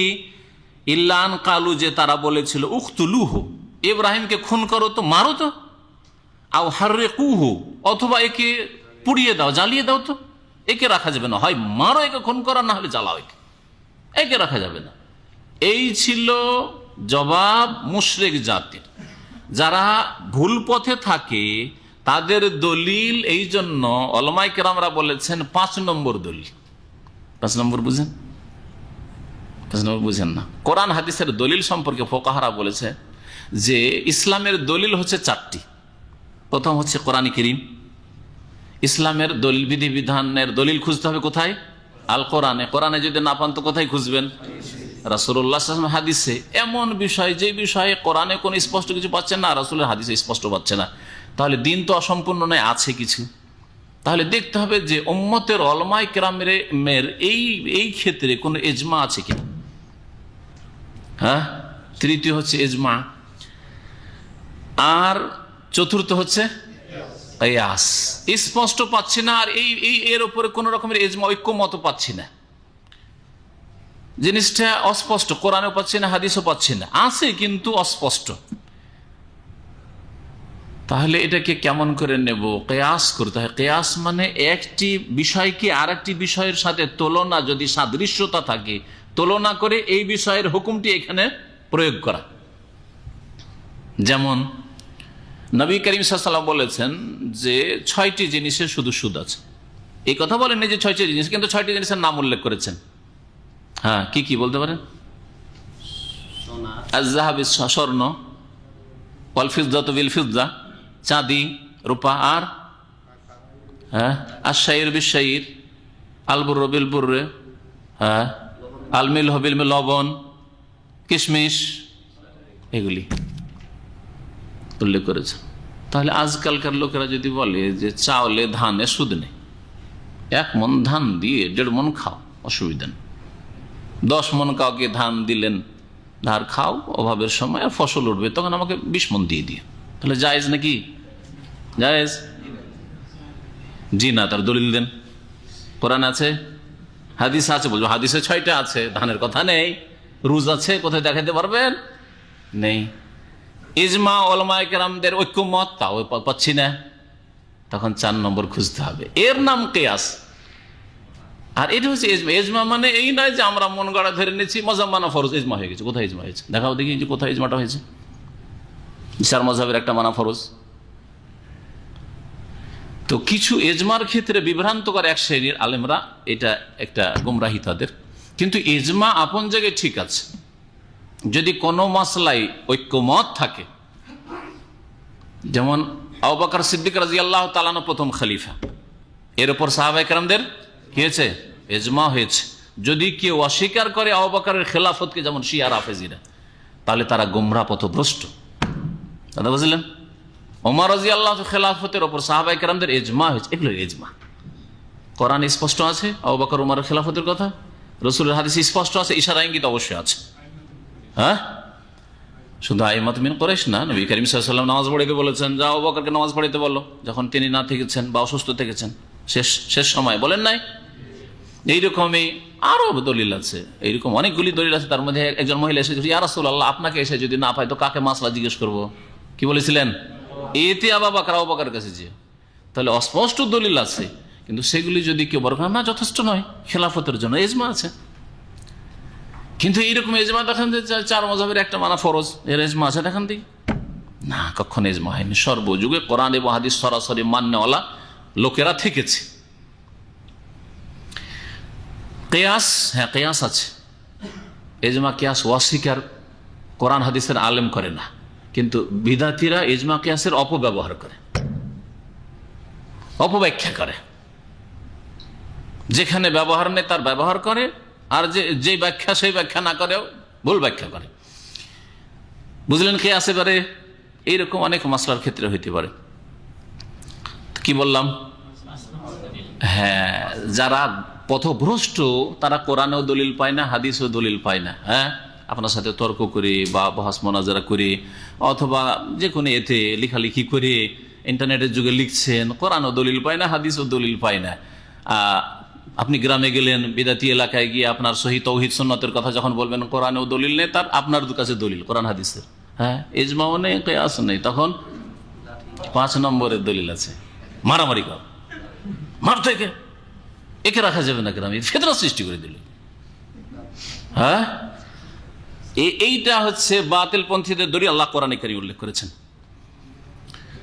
ফামা কানা জাওয়াবা কওমিহি, ইব্রাহিম আলাইহিস সালামের জাতির জবাব এছাড়া আর কিছু ছিল না, যে তারা বলতো উকতুলুহু, একে মেরে ফেলো, আও হাররিকুহু, একে জ্বালিয়ে দাও, ফাআনজাহুল্লাহু মিনান নার।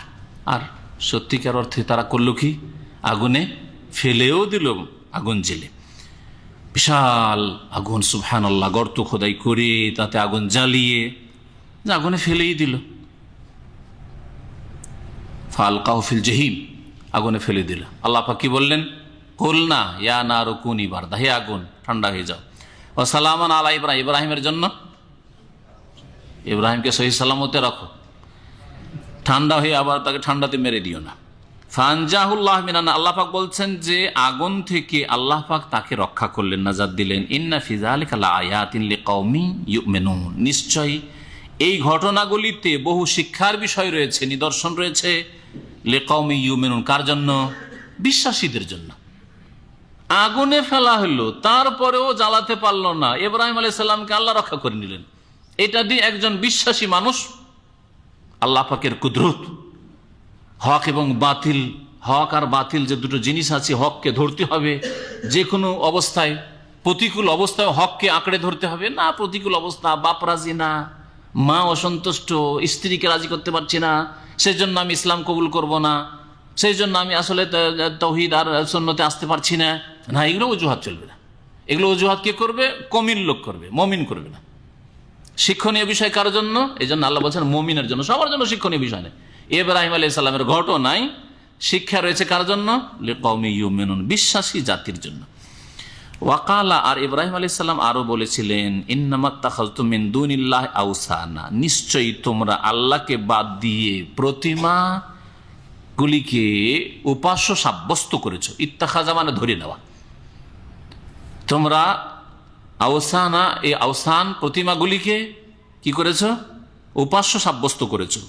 মাওয়াদ্দাতা বাইনাকুম ফিল হায়াতিদ দুনিয়া, এই তোমাদের এই শিরকের ধর্ম, এটা হচ্ছে তোমাদের পার্থিব জগতে সীমিত পরস্পর ভালোবাসার প্রমাণ। মাওয়াদ্দাতা বাইনাকুম, তোমাদের মাঝে ভালোবাসা শুধু, ফিল হায়াতিদ দুনিয়া, যা সীমিত এই পার্থিব জগতে। ধর্মের লোকদের সার্বিক সহযোগিতা করা, অথচ বাতিল ধর্মের ওপর, শিরক কুফরের ওপর, নাস্তিকতার ওপর, বাতিল মতবাদ মেনে চলছে, করছে না তারা? নিজ নিজ জাতির সহযোগিতা করছে, এটা হচ্ছে মানুষের চরিত্র। নাস্তিকরা নাস্তিকদের সহযোগিতা করছে, চরিত্রহীনরা চরিত্রহীনদের সহযোগিতা করছে অশ্লীলতা ছড়াবার ক্ষেত্রে। যারা পৌত্তলিক মুশরিক, তারা মুশরিকদের সহযোগিতা করছে, নিজ নিজ ধর্মের লোকদের। এইরকম যারা তৃতীয়বাদ বিশ্বাসী, এইরকম ইহুদি নিজ নিজ জাতির সহযোগিতা করছে এবং তাদের সাথে মহব্বত রাখে। আল্লাহ বলছেন, এই তোমাদের ভালোবাসা পার্থিব জগতে সীমিত, মরে যাওয়ার পরে এই দোস্তি, এই বন্ধুত্ব আর টিকবে না, থাকবে না। সুম্মা ইয়াউমাল কিয়ামাতি ইয়াকফুরু বা'দুকুম বিবা'দ, অতঃপর কিয়ামতের দিবসে তোমাদের একে অপরকে অস্বীকার করবে। নেতা অস্বীকার করবে, যে এদেরকে বলিনি, যে ধর্মীয় নেতারা, ধর্মীয় গুরু ব্রাহ্মণরা সাধারণদের সম্পর্কে বলবে যে আল্লাহ এদেরকে তো বলিনি যে তোমরা প্রতিমা পূজা করার মন্দিরে আসো, কিন্তু বলিনি। কবর মাজার পূজারী মোল্লারা আর এই মস্তানগুলো, যারা এইসব গদ্দিনসীনগুলো যারা মাজার নিয়ে বসে আছে, এরা বলবে যে আল্লাহ তোমাকে ভয় করেছি, এরাকে আমরা জবরদস্তি করিনি, বলিনি তো। অস্বীকার করবে, প্রথম দিকে অস্বীকার করবে, হাত পা যখন সাক্ষী দিয়ে দিবে তখন বলে জবরদস্তি তো করিনি, বিভিন্ন অজুহাত পেশ করবে, যেগুলি বিভিন্ন জায়গায় কোরআনে কারিমে আল্লাহ পাক বর্ণনা করেছেন। কিয়ামতের দিন অস্বীকার করবে। তাহলে নেতারা, যারা ধর্মীয় নেতা হোক আর রাজনৈতিক নেতা হোক, যারা পাপের দিকে ঠেলে দিয়েছে জাতিকে, শিরক কুফরির দিকে বা ইসলাম তৌহিদের উল্টো দিকে ফিরিয়ে দিয়েছে, তারা অস্বীকার করবে যে আমরা গোমরাহ করিনি, এদেরকে ভুল পথে চালিত করিনি। আর এরা ভক্তরা যারা ছিল, অনুসারীরা, জনসাধারণ, তারা অস্বীকার করবে ওদেরকে যে তোরা কে মানে, অস্বীকার করবে, তোদের কোনো মহব্বত নেই, তোরাই তো আমাদের সব সেরেছিস, এই কথা বলবে। এই জন্য আল্লাহ বলেছেন ইয়াকফুরু বা'দুকুম বিবা'দ ওয়া ইয়ালআনু বা'দুকুম বা'যান, আর তাদের একে অপরের উপর অভিসম্পাত করবে। ভক্তরা নেতাদের উপর লানত অভিশাপ করবে, ধ্বংস হও তোমরা, শাস্তি হোক তোমাদের উপর, আল্লাহর গজব হোক তোমাদের উপর। ওই নেতারা ওদেরকে ওয়া মাওয়াকুমুন নার, আর তোমাদের বাসস্থান সকলের হচ্ছে জাহান্নাম। ওয়া মা লাকুম মিন নাসিরিন, আর তোমাদের কোনো সাহায্যকারী নেই। আল্লাহ পাক বলছে ফাআমানা লাহু লূত, এরপরে লূত আলাইহিস সালাম ইব্রাহিম আলাইহিস সালামের প্রতি ঈমান নিয়ে আসলেন। লূত আলাইহিস সালাম ইব্রাহিম আলাইহিস সালামের কে ছিল বলতে পারেন? হ্যাঁ, ভ্রাতুষ্পুত্র, ভাতিজা, ঠিক বলেছেন। ঈমান নিয়ে আসলেন লূত আলাইহিস সালাম। ওয়াকালা, এবং বললেন, কে বললেন? একদল তাফসীরকার বলছেন যে কাছে যেহেতু লূতের কথা রয়েছে, লূত আলাইহিস সালাম, সেই জন্য ওয়াকালা মানে লূত আলাইহিস সালাম বললেন, ইন্নী মুহাজিরুন ইলা রাব্বি, আমি আমার রব আল্লাহ পাকের উদ্দেশ্যে হিজরত করছি, দেশ থেকে থাকবো না, দেশ থেকে চলে যাব, যেখানে আল্লাহ পাকের ইবাদত করতে পারবো, আল্লাহর দিন পৌঁছাতে পারবো, সেখানে গিয়ে বসবাস করবো। আর একদল তাফসীরকার বলছেন না, এই তাফসীর না, তাফসীর হচ্ছে ওয়াকালা মানে ইব্রাহিম আলাইহিস সালাম বললেন, আর এটা বেশি ভালো। কারণ ইব্রাহিম আলাইহিস সালাম হিজরত করেছেন। ইব্রাহিম সালামের হিজরতের কথা সহিহ বুখারীর হাদিসে রয়েছে যে ইরাক থেকে তিনি হিজরত করে শাম দেশে অর্থাৎ ফিলিস্তিন প্যালেস্টাইনে তিনি চলে গেছিলেন, মিশরে গিয়েছিলেন। ওয়াকাল ইন্নী মুহাজিরুন ইলা রব্বি, ইব্রাহিম আলাইহিস সালাম বললেন যে আমি আমার রবের সন্তুষ্টির উদ্দেশ্যে আল্লাহর কাছ দিকে হিজরত করছি। মানে এই না যে আল্লাহর কাছে হিজরত করে আকাশে যাচ্ছেন, বরং আল্লাহ পাকের সন্তুষ্টির জন্য আমি দেশ ত্যাগ করছি, এই ইরাক ত্যাগ করছি। ইন্নাহু হুয়াল আজিজুল হাকিম, নিশ্চয় তিনি আল আজিজ মহাপরাক্রান্ত, আল হাকিম বড় প্রজ্ঞামান। ইব্রাহিম আলাইহিস সালাম হিজরত করলেন, আর তার সাথে ছিল কে? তার বিবি সারা আলাইহিস সালাম আর এই ভাতিজা লূত। কিন্তু যখন ওই জালেম শাসকের কাছে গিয়েছিলেন তখন বলেছিলেন যে দেখো এই জালেম শাসক, একে যদি সত্য কথা বলি যে তুমি আমার স্ত্রী, তাহলে আমাকে হত্যা করে দিবে আর তোমাকে নিয়ে যাবে।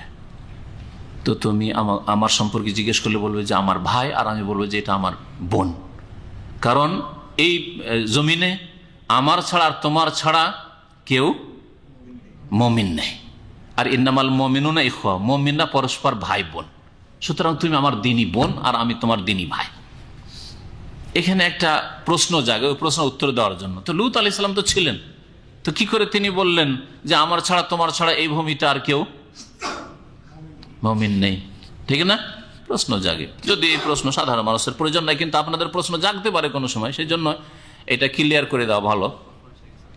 তাফসীর কারণ বলছেন যে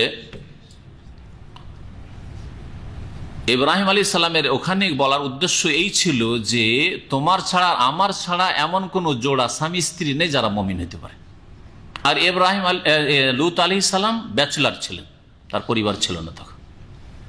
তো এই জন্য তিনি বলেছেন যে আমার ছাড়া তোমার ছাড়া কেউ এই জমিনে মুমিন নেই, মানে মুমিন জোড়া নেই, স্বামী স্ত্রী নেই। ওয়াহাবনা লাহু ইসহাক ও ইয়াকুব, আর আমি দান করলাম ইব্রাহিমকে ইসহাক এবং ইয়াকুব। ইসহাক দান করার সুসংবাদ দিলেন ফেরেশতাদেরকে পাঠিয়ে, যেমন সামনে আসছে। আর তার সাথে সাথে ভবিষ্যৎবাণী আরো করে দিলেন যে এই ইসহাকের প্রজন্মে এক ছেলে জন্মে, তার নাম হবে ইয়াকুব। অমিন ওয়ারায়ে ইসহাক ইয়াকুব ফাবাশশারনাহা বিইসহাক অমিন ওয়ারা ইসহাক ইয়াকুব। আল্লাহ পাক আয়াতে বলছেন যে ইব্রাহিম আলাইহিস সালামের স্ত্রী ফাবাশশারনাহা, স্ত্রীকে সুসংবাদ দিলাম ইসহাকের, এবং ইসহাকের পরে ইসহাকের নসলে কে জন্মেবে? ইয়াকুবের জন্ম হবে, তিনিও নবী হবেন। আল্লাহ পাক তা এখানে একসাথে বয়ান করে দিয়েছেন। ওয়াজআলনা ফি যুররিয়াতিহি নবুওয়াতা ওয়াল কিতাব, এবং আমি সীমাবদ্ধ করে দিয়েছিলাম তার সন্তানদের মধ্যে, ইব্রাহিম আলাইহিস সালামের সন্তানদের মধ্যে, ইব্রাহিম আলাইহিস সালামের পরে নবুয়ত প্রাপ্তিকে আর কিতাব নাজিল করাকে। ইব্রাহিম আলাইহিস সালামের পরে এমন কোন নবী আসেননি যারা ইব্রাহিম আলাইহিস সালামের বংশের বাইরে থেকে কোন নবী হয়েছে। ইব্রাহিম আলাইহিস সালামের পূর্বে হয়েছে আদ সামুদের নবী, হুদ, সালেহ, অন্যান্য নূহ আলাইহিস সালাম, কিন্তু ইব্রাহিম আলাইহিস সালামের পরে যতগুলি নবী এসছেন সবগুলি হচ্ছে হয় ইসহাকের বংশ থেকে আলাইহিস সালাম, যাদেরকে বনি ইসরাইলদের নবী বলা হয়, কারণ ইয়াকুব আলাইহিস সালামের অপর নাম কি ছিল? ইসরাইল ছিল। আর এক নবী মাত্র এসেছেন, তাও ইব্রাহিম আলাইহিস সালামের বংশে, কিন্তু ইব্রাহিম আলাইহিস সালামের আর এক ছেলের বংশ থেকে, তিনি হচ্ছেন ইসমাইল আলাইহিস সালাম। ইসমাইল আলাইহিস সালামের বংশ থেকে তিনি কে? শেষ নবী মুহাম্মদ রাসূলুল্লাহ সাল্লাল্লাহু আলাইহি ওয়াসাল্লাম। এই জন্য আল্লাহ পাক বলছেন ওয়াজআলনা ফি যুররিয়াতি, ইব্রাহিমের বংশধরে আমি করে দিয়েছিলাম বা দান করেছিলাম নবুয়ত এবং কিতাব। ওয়া আতাইনাহু আজরাহু ফিদ দুনিয়া, এবং তাকে পুরস্কার দান করেছিলাম ইহজগতেও। আল্লাহ পাক ইব্রাহিম আলাইহিস সালামকে ইহজগতেও পুরস্কার দিয়েছিলেন। সবচেয়ে বড় পুরস্কার হচ্ছে যে তাকে আল্লাহ পাক খলিল হিসাবে, অন্তরঙ্গ বন্ধু হিসাবে গ্রহণ করেছেন। ইন্নাল্লাহ ইত্তাখাযা ইব্রাহিমা খলিলা, নবী সাল্লাল্লাহু আলাইহি হাদিসে রয়েছে। বরং কোরআনে কারীমে ওয়াত্তাখাযাল্লাহু ইব্রাহিমা খলিলা, আল্লাহ পাক ইব্রাহিম আলাইহিস সালামকে খলিল, অন্তরঙ্গ বন্ধু হিসাবে গ্রহণ করেছেন। ওয়া ইন্নাহু ফিল আখিরাতি লামিনাস সালিহিন, আর নিঃসন্দেহে ইব্রাহিম আখিরাতেও সৎকর্মশীলদের অন্তর্ভুক্ত হবে। তাহলে দুনিয়াতেও আল্লাহ পাক তার পুরস্কার দিলেন, আর আখিরাতেও আল্লাহ পাক রব্বুল আলামিন তাকে সৎকর্মশীলদের, বরং সৎকর্মশীলদের দলেই শুধু না, সৎকর্মশীলদের তিনি ইমাম। মুহাম্মদ সাল্লাল্লাহু আলাইহি ওয়াসাল্লাম যেমন ইমামুল আম্বিয়া, তেমন ইব্রাহিম আলাইহিস সালামও সৎকর্মশীলদের ইমাম, একজন বড় নবী রাসূল। ওয়া লুতান, আল্লাহ বলছেন আর স্মরণ করো লূত আলাইহিস সালামের কথা, ইজ ক্বালা লিকওমিহি, যখন নিজ জাতিকে লূত আলাইহিস সালাম বলেছিলেন, ইন্নাকুম লাতাতুনাল ফাহিশাতা, নিঃসন্দেহে তোমরা বড়ই অশ্লীল কাজে লিপ্ত রয়েছে, বড়ই অশ্লীল কাজে লিপ্ত রয়েছে। কি অশ্লীল কাজে লিপ্ত ছিল তারা? সমকামিতা, পুরুষে যৌন কাজ করা। মা সাবাকাকুম বিহা মিন আহাদিম মিনাল আলামিন, বিশ্বজগতের কোন ব্যক্তি তোমাদের পূর্বে এইরকম জঘন্য কাজ করেনি। তাফসীরকারগণ এই আয়াতে বলেছেন, আর স্পষ্ট আয়াত, যে লূত আলাইহিস সালামের যুগের পূর্বে কোন মানুষ এই গুনাহ জানতো না, যে পুরুষের কাছে যৌন চাহিদা নিয়ে যায়, এটা কখনো জানতো না। এই পাপ শুরু করেছে এই লূত আলাইহিস সালামের বদ জাতি। আল্লাহ পাক এর জন্য সবচেয়ে কঠোর শাস্তি এদেরকে দিয়েছেন। আল্লাহ পাকের বড়ই গজব এদের উপর হয়েছে। আইন্নাকুম লাতাতুনা রিজাল, আল্লাহ আরো বলছেন, লূত আলাইহিস সালামের কথা এখানে উল্লেখ করেছেন। লূত আলাইহিস সালাম বললেন যে তোমরা কি পুরুষদের সাথে সমকামিতায় আসছো? তাতুনা আসা মানে পুরুষদের কাছে আসছো, মানে পুরুষদের সাথে তোমরা সমকামিতায় লিপ্ত হচ্ছ। ওয়া তাখতাউনা সাবিল, এবং তোমরা রাহজানি করছো। যদি রাহজানি করছো অর্থ করি, তাহলে একটা অর্থে সীমিত হয়ে যাবে, যে তাদের একটা পাপ ছিল কি? সমকামিতা। তার আগে পাপ ছিল কুফরি, শিরক করা, মুশরিক জাতি ছিল। শুধু এই সমকামিতার জন্য আল্লাহ তাদেরকে ধ্বংস করেনি, তার আর একটা পাপ কি ছিল? শিরক, কুফরি, এরা কাফের জাতি, মুশরিক জাতি ছিল। আর এক পাপ ছিল রাহজানি করা, ছিনতাই করা, লুটপাট করে নাও। ওয়াতাকতাউনা সাবিলের শাব্দিক অর্থ শুধু রাহজানি হয় না। ওয়াতাকতাউনা সাবিল, কাতা একটা মানে বিচ্ছিন্ন করে দাও, বন্ধ করে দাও, আর সাবিল মানে রাস্তা। তোমরা রাস্তা বন্ধ করে দিচ্ছ, তোমরা রাস্তা বন্ধ করে দিচ্ছ। এই আয়াতের তাফসিরে বা এই অংশটুকুর তাফসিরে একটি মত হচ্ছে রাহজানি করা। যদি কোনো এলাকায় রাহজানি হয়, ছিনতাই লুটপাট হয়, তো ওই রাস্তা দিয়ে মানুষ চলবে, মানুষের সমাগম থাকবে। সন্ধ্যাবেলা মাগরিব পরে, মাগরিবের আগে অনেক জায়গায় লুটপাট হয়ে যায়, ওই জন্য ওই রাস্তায় চলে না মানুষ। বিকেল হইলে, সকাল সকাল যা করবে করে নাও, সন্ধ্যা হইলে সূর্য ডুবার আগে আগে বাড়ি ফিরো। আছে আমাদের দেশে এরকম এলাকা, না নেই? সুবহানাল্লাহ। তাহলে ওরা রাস্তা বন্ধ করলো না? যারা লুটপাট করে, রাহজানি করে, তারা রাস্তা বন্ধ করছে না মানুষের? জি। তার রাস্তা বন্ধের অর্থ একটা পাওয়া গেল, এটা একটা তাফসীর, যে এই জাতির আর একটা কুচরিত্র ছিল এই লুটপাট করে না। আর কেউ বলেছে ওয়াতাখতাউনা সাবিল, মানে তোমরা রাস্তা বন্ধ করে দিচ্ছ, অর্থাৎ আল্লাহ পাক রব্বুল আলামিন যে প্রজন্মের রাস্তা রেখেছেন, জেনারেশন বাড়াবার প্রজন্মের রাস্তা কি? এই মানব জাতিকে বাড়ানোর উপায় কি?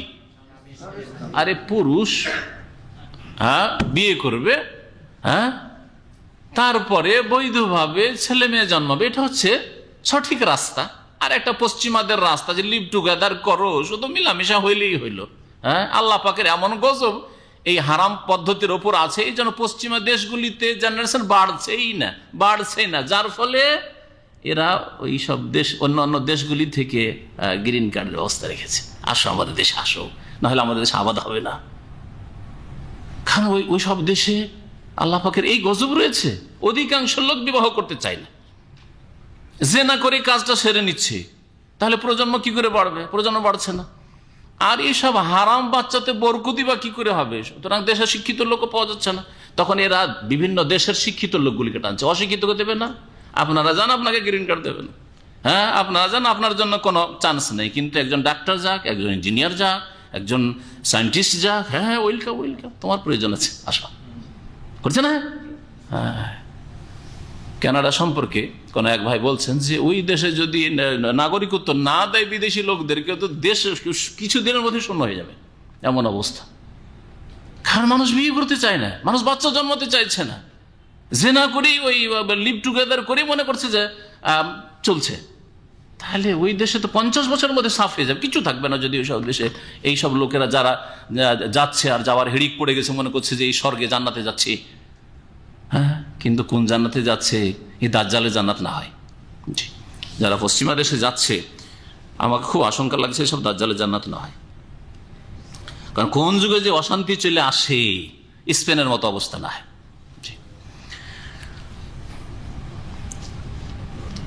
আল্লাহ পাক হেফাজত করে মুমিন মুসলিমদের।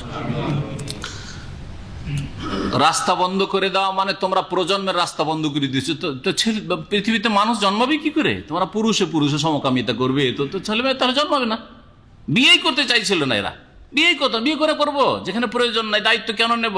পুরুষে পুরুষে ওরা পাগল মরিয়া পুরুষের জন্য, পুরুষ পুরুষকে খুঁজে, আর বিয়েই করবে না, তাহলে ছেলে মেয়ে হবে না, আর ছেলে মেয়ে না হলে মানুষ আর পৃথিবীতে থাকবে না, যেগুলি আছে মরে সাপ। আল্লাহ বলছেন তাকতাউনাস সাবিল, তোমরা তো প্রজন্মের রাস্তায় বন্ধ করে দিচ্ছ। এটা একটা তাফসীর। কোথায় চলে গেল তাফসীর? তাহলে রাহাজানি থেকে চলে গেল প্রজন্মের রাস্তা বন্ধ করা। আর আরেক দল বলছেন যে ওরা রাস্তা বন্ধ করে দিত। তা রাস্তা বন্ধ করতো কিভাবে? মানুষের রাস্তা বন্ধ করে দিত, চলাচল বন্ধ করে দিত তাদের নির্লজ্জ কাজ দ্বারা। তারা বাড়িতে শুধু সমকামিতা করতো না, রাস্তাতে শুরু করে দিত, পশ্চিমাদের জেনা ব্যভিচারের মতো। রাস্তায় শুরু করে দেয়। পশ্চিমা দেশের একটা ঘটনা, রাস্তাতে শুরু করে দিয়েছে এক জোড়া। যখন শুরু করে দিচ্ছে তো কিছু, কারণ ওখানে এমন স্বাধীনতা না, ওটাও স্বাধীনতা আছে, এটা আপনার বাইফোর্স বলার অধিকার নেই, যাই ভাগো রাস্তা থেকে বাইরে দূরে করো, একটু বলার অধিকার নেই। তো এইরকম যদি হয় তো ভদ্র লোকেরা ওইসব রাস্তা দিয়ে চলতে পারবে? আর তাও যদি সমকামিতা হয় তো ভদ্র লোক রাস্তা দিয়ে চলতে পারবে? একটা মুমিন মানুষ তার রাস্তা বন্ধ করছে না? করছে না। আল্লাহ বলছেন তোমরা এই নির্লজ্জ কাজ দিয়ে, অশ্লীল কাজ দিয়ে রাস্তায় বন্ধ করে দিচ্ছ, রাস্তায় শুরু করে দিচ্ছ তোমরা এই সমকামিতা। আর এই সমকামিতা রাস্তাতে তারা জবরদস্তি করতো অনেক সময়, ওতে আরো রাস্তা বন্ধ হয়ে যেত। রাস্তা দিয়ে মুসাফির যাচ্ছে, আর মুসাফির যাচ্ছে, ওই সময় মুসাফিরকে ধরে শুরু করে দিল, ভয় আর যেতে পারে না ওই এলাকা, লূত আলাইহিস সালামের কওমের এলাকায়। আল্লাহ বলছেন তোমরা রাস্তায় বন্ধ করে দিও, মানুষের ভয়ে চলাচল করতে পারে না মানুষ তোমাদের দেশে। তাকতাউনাস সাবিলের এইরকম বেশ কিছু অর্থ করা হয়েছে। আর একটা অর্থ করা হয়েছে রাস্তা বন্ধ করার, সেটা হচ্ছে তারা রাস্তার পাশে বসে থাকতো আর তাদের এই আমোদ ফুর্তি করতো, আর বিদেশি লোক বা বাইরের লোক, অচেনা লোক যদি ওই রাস্তা দিয়ে যেত তাদেরকে পাথর মারত, যার ফলে ভয়ে মানুষ ওই রাস্তা দিয়ে চলতো না। যেমন এক শ্রেণীর যুবকরা আজকাল জন্মেছে ওইরকম, এটা বিদেশি লোক দেখলে, একটা গরিব মিসকিন লোক দেখলে পাথর মারে বাচ্চারা, এদেরকে আদব শিখায় না, বেয়াদব জন্মায়। শুনেছেন না শোনেন না এরকম কথাবার্তা? তো এইরকম হলে রাস্তায় চলা মুশকিল। রাস্তায় অসভ্যগুলো যে বসে থাকে, রাস্তা দিয়ে চলতে ভয় লাগে, হারি রাস্তা দিয়ে চলবো, কখন ধরে ছিনতাই করে, কি করে না করে, তাই না? তো রাস্তাতে এইভাবে লূত আলাইহিস সালামের এই অবাধ্য কাফের জাতি আর বদমাশ জাতি বসে থাকতো, যাতে বাইরের লোকের চলাফেরা মুশকিল হয়ে যেত। এইরকম কাজ এখনো বিভিন্ন দেশে বিভিন্ন রকম ভাবে করে। বর্ডার এলাকায় যেহেতু আমরা বসবাস করেছি, বর্ডার এলাকায় স্থানীয় যেসব লোক, মুসলিম হিন্দু সবাই, অধিকাংশ এই চরিত্রের দেখেছি। বিদেশের বেচারা আসছে, আর আসার পরে কোথায় যাও? বাংলাদেশ যাচ্ছ? বাংলাদেশ থেকে হয়তো আসছে, অথবা ভারত থেকে বাংলাদেশ আসছে, যখন কাঁটাতারের বেড়া হয়নি তখনকার, আমরা বাল্য জীবনের ঘটনা বলছি। হ্যাঁ, বাংলাদেশ যাচ্ছ, ধরিয়ে দেবো এক্ষুনি, পুলিশ বিএসএফ কে ধরিয়ে দেবো, এখনই বিডিআরকে ধরিয়ে দেবো, ওইদিকে হলে বিডিআরকে ধরিয়ে দেবো, আর এইদিকে হলে বিএসএফ কে ধরাই দেবো। আর ভয় তো কান্নাকাটি, ফ্যামিলি নিয়ে যাচ্ছে, হয়তো বাচ্চা লিদের নিয়ে যাচ্ছে, অথবা কোনো একজন একাই যাচ্ছে, ভয় কান্নাকাটি শুরু করে দিচ্ছে, বাইরে এই ধরিয়ে দিও না, তুমি কত টাকা নেবে? দাও 500 টাকা দাও, 100 টাকা দাও। এইরকম জুলম অত্যাচারগুলি বর্ডার এলাকার লোকেরা করেছে আমার চোখের সামনে। তো যদি এই চরিত্র কোনো জাতির মধ্যে থাকে, তাহলে লূত আলাইহিস সালামের এই বদ জাতির চরিত্র নয়, ঠিক কিনা? বিদেশি লোকের শ্রদ্ধা করতে হবে, সম্মান করতে হবে। বাইরে থেকে একটা লোক এসছে, তার সহযোগিতা সাহায্য হওয়া উচিত, তা না করে তাদের শোষণ করা বা তাদেরকে হুমকি দেওয়া, তাদেরকে ভীত সন্ত্রস্ত করা, এগুলি হচ্ছে গুনাহগার জাতির, যেই সব জাতি আল্লাহ পাক আল্লাহর গজবে তাদেরকে ধ্বংস করেছেন, সেসব জাতির চরিত্র। এই চরিত্র যদি আমাদের মধ্যে চলে আসে, তাহলে আল্লাহ পাকের গজব আমাদের উপর নামবে। বরং তারা মেহমান, যারা আপনার এলাকা দিয়ে, আপনার গ্রাম দিয়ে যাচ্ছে, মেহমান। এইরকম ঘটনা যদি বয়ান করি অনেক বেড়ে যাবে, কিন্তু এতে শিক্ষা রয়েছে।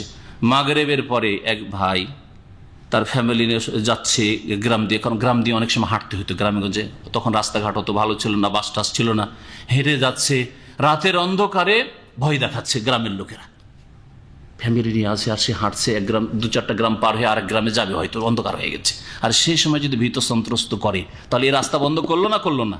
আগামীতে কোনোদিন আর ওই রাস্তা দিয়ে চলবে? আরে যাওয়া যাবে না, একদিন আমাদেরকে ধরছিল, কি যে হইতো, আল্লাহ বাঁচিয়েছে। কাফেররা তো করে, এক শ্রেণীর গুনাহগার পাপিষ্ট মুসলিমরাও এই ধরনের আচরণ তাদের আছে কিছু ইনকামের জন্য।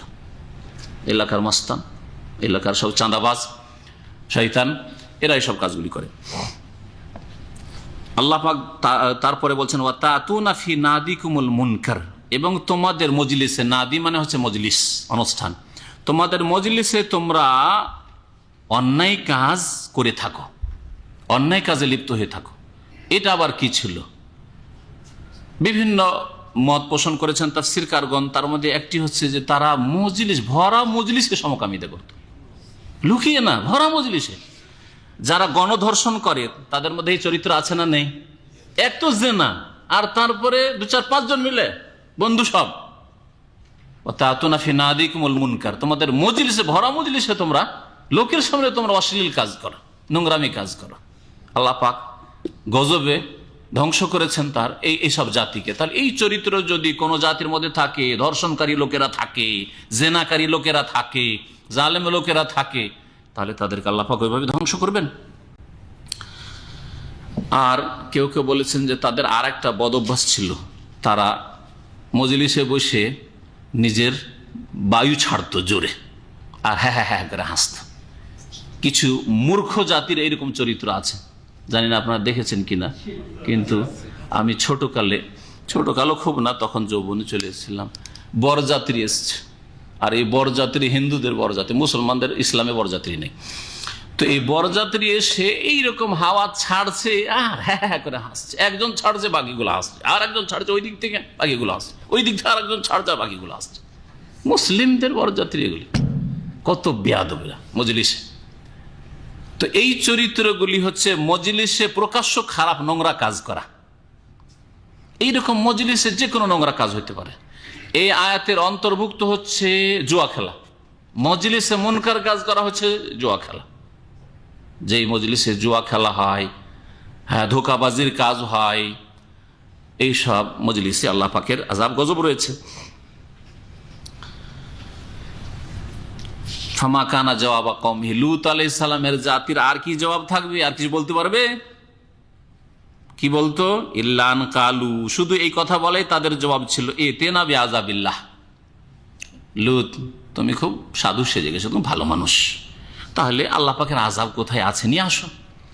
ইন কুনতা মিনাস সাদিকিন, তুমি যদি সত্যবাদী হও যে তুমি আসলে সত্যি নবী হয়ে এসছো, আর আমরা খুব পাপের কাজ করছি, আর তুমি খুব ভালো মানুষ, তাহলে আল্লাহর আযাব কোথায় আছে নিয়ে আসো। লূত আলাইহিস সালাম যখন দেখলেন যে এরা হেদায়েত হবে না, তখন দোয়া করলেন আল্লাহ পাকের কাছে, কালা রব্বিন সুরনি আলাল কওমিল মুফসিদিন, আল্লাহ আমার সাহায্য করো এই ফাসাদ সৃষ্টিকারী জাতির বিরুদ্ধে, এই ফাসাদ বিপর্যয় সৃষ্টিকারী এই পাপিষ্ট জাতির বিরুদ্ধে আল্লাহ তুমি আমাকে সাহায্য করো তোমার মদদ দিয়ে। আল্লাহ পাক রব্বুল আলামিন তখন সাহায্য করলেন, ধ্বংস করে দিলেন লূত আলাইহিস সালামের জাতিকে। আর লূত আলাইহিস সালামকে আল্লাহ পাক রব্বুল আলামিন বাঁচিয়ে নিলেন। সময় অনেকটা হয়ে গেছে, এরপরে শুরু হচ্ছে লূত আলাইহিস সালামের জাতিকে ধ্বংস করতে যে ফেরেশতারা আসলেন মানুষের রূপে। প্রথম ইব্রাহিম আলাইহিস সালামের বাড়িতে মেহমান হয়ে আসলেন, তারপরে সেখান থেকে সুসংবাদ দিয়ে গেলেন লূত আলাইহিস সালামের এলাকায় গিয়ে ওই জাতিকে ধ্বংস করলেন। ইনশাআল্লাহ তাআলা আগামী সপ্তাহে সেগুলি আমাদের আলোচনায় আসবে। আল্লাহ পাক রব্বুল আলামিন যেন আমাদেরকে কোরআন বুঝার তৌফিক দান করেন, কোরআনের প্রতি আমল করার তৌফিক দান করেন, কোরআনে কারীমের হক আদায় করার তৌফিক দান করেন। আল্লাহ পাক রব্বুল আলামিন কোরআনের হাদিসের অনুসারীদেরকে আল্লাহ পাক সম্মানিত করেন, জালেমদের থেকে আল্লাহ পাক তাদের হেফাজত করেন। আল্লাহ পাক রব্বুল আলামিন কোরআন হাদিসকে যারা অস্বীকার করে, আল্লাহ পরকালকে অস্বীকার করে, আল্লাহর সাথে যারা শিরক করে, আল্লাহ পাক রব্বুল আলামিন তাদেরকে যেন লাঞ্ছিত অপদস্থ করেন। আল্লাহ পাক রব্বুল আলামিনের কাছে দোয়া করে আল্লাহ পাক যেন আমাদের রিজিকে বরকত দান করেন। যেসব ভাইরা এখানে হাজির হয়েছে আল্লাহ পাক রব্বুল আলামিন তাদেরকে যেন সুস্থ রাখেন, আল্লাহ পাক তাদেরকে যেন দুনিয়াতেও ভালো রাখেন, রিজিকে বরকত দান করেন। আর আল্লাহ পাক রব্বুল আলামিন সমস্ত অনিষ্ট থেকে, বিপদ আপদ থেকে আল্লাহ পাক হেফাজতে রাখেন। আল্লাহ পাক আমাদের সকলকে যেন জান্নাতুল ফিরদৌস দান করেন। সুবহান রাব্বিকা রাব্বিল ইজ্জাতি আম্মা ইয়াসিফুন ওয়া সালামুন আলাল মুরসালিন ওয়া আলহামদুলিল্লাহি রাব্বিল আলামিন।